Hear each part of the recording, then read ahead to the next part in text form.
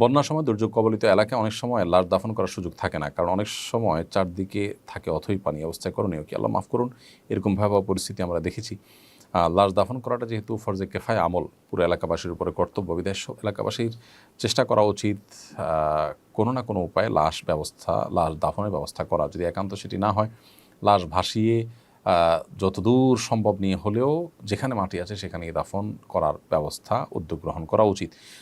সেটাতে তাদের সাধ্যের মধ্যে যদি থাকে 2 মাইল 4 মাইল 5 মাইল 7 মাইলও যদি নেওয়া লাগে, তাহলে ভাসিয়ে সেটা নেওয়া উচিত দাফন করার জন্য।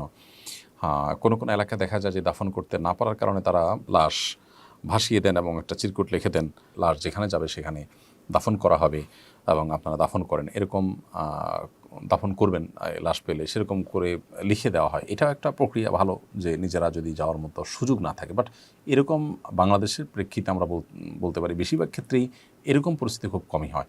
আপনি এক এলাকাতে পারবেন না, আরেক এলাকাতে পারবেন, কলার ভেলা করে ভাসিয়ে ভাসিয়ে নিয়ে যেতে পারবেন। যতটুকু পারেন আপনি লাশ মাটিতে দাফন করবেন, এটা সম্মানজনক এবং এটা করা আমাদের কর্তব্য, ফরজে কেফায়া কাজ।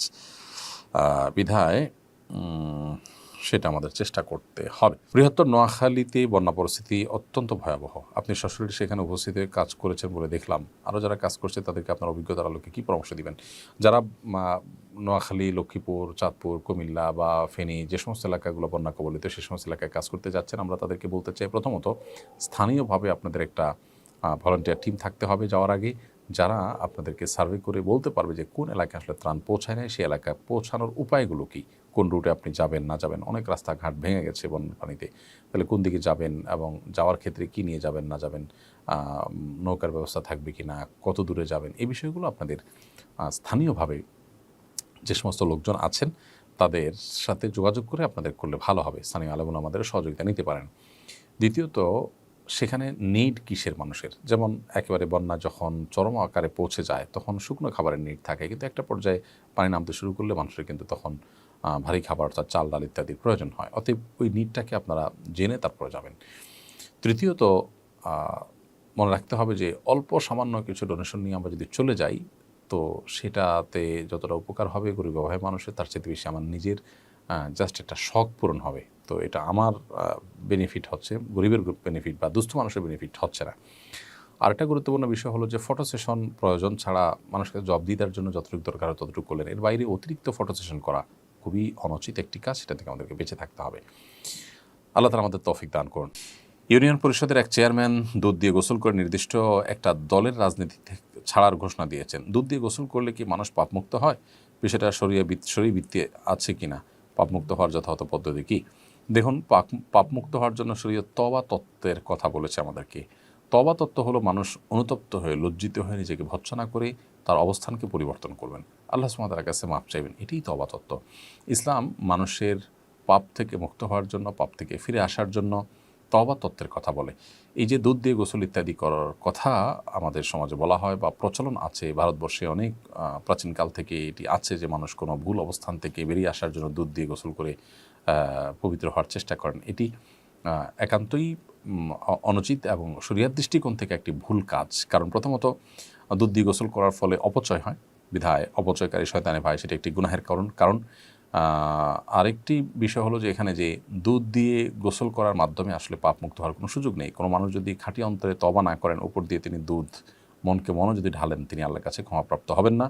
তিনি যদি মনে করেন যে তিনি কোনো ভুল অবস্থানে আছেন, তিনি কোনো অন্যায়ের সাথে এতদিন ছিলেন, এখন বুঝতে পেরেছেন, ফিরে আসতে চান, তিনি আল্লাহর কাছে কায়মুল বাক্যে ক্ষমা প্রার্থনা করে যদি প্রকাশ্যে তওবা করার মতো বিষয় হয়, প্রকাশ্যে মানুষকে জানিয়ে তিনি ফিরে আসবেন, এটাই যথেষ্ট। এর বাইরে আবার দুধ ইত্যাদি দিয়ে গোসল করার কোনো প্রয়োজন নেই। এটি একটা কুসংস্কারের জন্য বিশ্বাস থেকে যেমন এসেছে, আবার এটি অপচয় হয় সেজন্য গুনাহেরও কারণ। বিধায় এই সংস্কৃতি থেকে আমাদেরকে বেরিয়ে আসার চেষ্টা করতে হবে। ত্রাণ দিয়ে ছবি তোলা নিয়ে অনেকে অনেক কথা বলছেন, বিষয়টা সম্পর্কে আপনার মতামত জানতে চাই। ফটো সেশনের জন্য ছবি তোলার জন্য ছবি তোলা, মানুষকে দেখিয়ে বাহবা নেওয়ার জন্য, জাস্ট লোক দেখানোর জন্য ছবি তোলা, এটা অনুচিত। কিন্তু আপনি যদি সোশ্যাল মিডিয়া থেকে ফান্ড রাইজ করে থাকেন, সেটির জন্য মানুষের কাছে জবাবদিহিতার জায়গা থাকে, তার জন্য আপনি রেকর্ড বা রিপোর্টের জন্য ছবি তোলেন, সেটা নিষিদ্ধ নয়। তবে সেক্ষেত্রে মানুষের প্রাইভেসির বিষয়টাকে খুব গুরুত্বের সাথে দেখা উচিত। আমরা আসুনা ফাউন্ডেশন থেকে যে ত্রাণ কার্যক্রম পরিচালনা করি, আমরা সোশ্যাল মিডিয়া থেকে সেই টাকাটা কালেক্ট করি এবং সেই টাকায় আমরা কিন্তু মানুষকে দিয়ে থাকি, মানুষের মধ্যে ব্যয় করে থাকি। তো যার কারণে সেটির জবাবদিহিতার জায়গা থেকে, ট্রান্সপারেন্সির জায়গা থেকে আমাদের রিপোর্ট করতে হয়, সেজন্য আমরা ছবি, লাইভ, ভিডিও ইত্যাদি করি। কিন্তু সেক্ষেত্রেও যে মানুষগুলোর ছবি তোলা হয়, চেষ্টা করা হয় তাদের চেহারা যেন প্রদর্শন না হয়। যারা তাদের ছবি তোলাতে আপত্তি করেন না বা অনুমোদন দিয়ে থাকেন, তাদেরটাই আমরা সাধারণত প্রচার করার চেষ্টা করে থাকি। তবে অন্যদেরও এই বিষয়গুলো মাথায় রাখা দরকার। আপনার অনবরত প্রয়োজনীয় ছবি তোলা, ভিডিও করা, এটা অনুচিত কাজ। এগুলোর মাধ্যমে আল্লাহর কাছ থেকে সওয়াব পাওয়ার সম্ভাবনাটা কমে যায়। বন্যা পরিস্থিতিতে অনেক নৌকার মালিক পরিস্থিতির সুযোগ নিয়ে নৌকার ভাড়া অস্বাভাবিক রাখতে চায়, এমনকি কেউ কেউ সারাদিনে ভাড়া 1 লাখ টাকা পর্যন্ত চায়। এই অবস্থায় কেউ কেউ বলেছেন, এত টাকা ভাড়া দেওয়ার সামর্থ্য না থাকলে জোরপূর্বক নৌকা ছিনিয়ে নিয়ে দুর্গত মানুষকে উদ্ধার করা যাবে। আসলেই কি জোর করে নৌকা নেওয়া যাবে? বন্যা পরিস্থিতিতে বিভিন্ন নৌকা বা আপনার স্পিড বোটের মালিকরা তারা যে দাম অস্বাভাবিক পর্যায়ে বাড়িয়ে দেন, এটা যে জুলুম সেটা বলার অপেক্ষা রাখে না। যদি কোনো মানুষের জীবন হুমকির মধ্যে থাকে, জীবন বিপন্ন হওয়ার আশঙ্কা থাকে এবং কেউ তার নৌকা এরকম দিতে না চান, গড়িমসি করেন, তাহলে তখন তার থেকে জোর করে ছিনিয়ে নিয়ে ওই মরণাপন্ন মানুষকে উদ্ধার করা যাবে। তবে সাধারণ উদ্ধার কাজের জন্য আপনি জোর করতে পারবেন না। মানুষের অধিকার বিষয়টাকে ইসলাম খুব গুরুত্বের সাথে দেখে। একজন মানুষের সম্পদকে জোরপূর্বক আপনি এটা ভালো কাজে ব্যয় করবেন, এই রাইট আপনাকে দেওয়া হয়নি। ভালো কাজে ব্যয় করার জন্য তার সন্তুষ্টিটা জরুরি। তার সন্তুষ্টি তিনি করলে ভালো, না করলে তিনি আল্লাহর কাছে কখনো কখনো দায়ীও হতে পারেন, কিন্তু আপনি তাকে বাধ্য করতে পারেন না। তবে হ্যাঁ, মানুষের জীবন রক্ষা করা ব্যাপারটা এত গুরুত্বপূর্ণ, শরীয়তের মানুষের জীবনের মূল্য এত বেশি যে জীবন রক্ষার জন্য যদি কেউ তার কাছে থাকা সুযোগ নাও দেয়, তবুও আপনি সেখান থেকে যদি জবরদস্তি, বিশেষ করে কেউ যদি জুলুম করে, এটা আমি অতিরিক্ত টাকা চাই, যে টাকা আপনার কাছে না, এদিকে মানুষটাকে বাঁচাতে হবে, তাহলে আপনি জোর করে তার কাছ থেকে এটি নিয়ে সেই কাজ করতে পারেন। অর্থাৎ পুরো বিষয়টা নির্ভর করছে পরিস্থিতির উপরে। স্বাভাবিক উদ্ধার তৎপরতার জন্য আপনি জোর করে কারো কাছ থেকে ভোট নিতে পারেন না। তবে তিনি যে কাজটি করছেন সেটা যে অন্যায়, সেটা যে গুনাহের কাজ, সেটা যে জুলুম, এর কারণে তিনি যে পাপিষ্ঠ হবেন আল্লাহর কাজটা বলাই বাহুল্য। আমরা যারা বাংলাদেশে বেশিরভাগ মানুষ না মুসলমান নিজেদেরকে দাবি করি, আমাদের এই জাতীয় কর্মকাণ্ডগুলো থেকে বোঝা যায় যে আমরা ইসলামের ছিটাফোঁটাও আমাদের মধ্যে আসলে নেই। আমরা নামে মুসলমান।